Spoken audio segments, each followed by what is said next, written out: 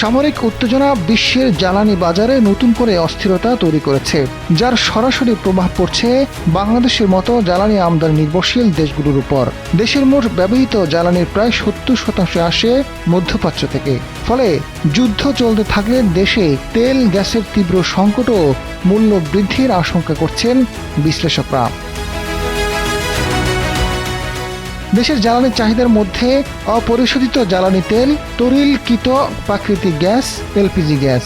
অপরিশোধিত জ্বালানি তেলের 20% আসে সৌদি আরব ও দুবাই থেকে। দুই দেশ থেকে বছরে 15 লাখ টন তেল কিনে থাকে বাংলাদেশ পেট্রোলিয়াম কর্পোরেশন। এলএনজি সরবরাহের বড় উৎস কাতার ও ওমান। এলপিজি গ্যাসের বাৎসরিক চাহিদা 15 টন, পুরোটাই আসে সৌদি আরব, দুবাই, কাতার ও ওমান থেকে।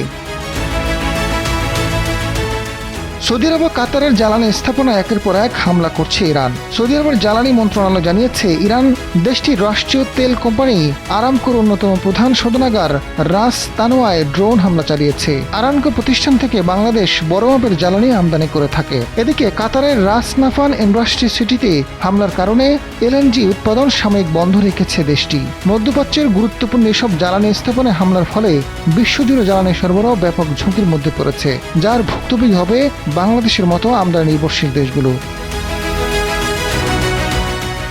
বাংলাদেশ পেট্রোলিয়াম কর্পোরেশন বিপিসির তথ্য মতে বর্তমানে দেশে মোট 1,36,000 টন জ্বালানি তেলের মজুদ রয়েছে।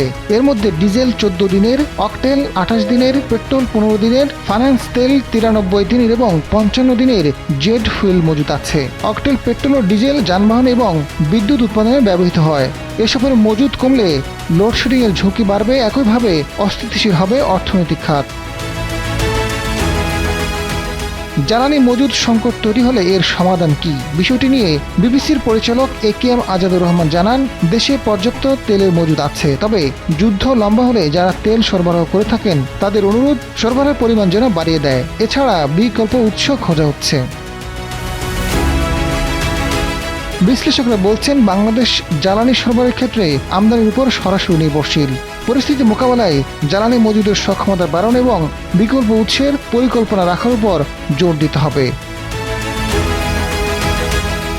আজাদ ফারুক, সময়ের আলো।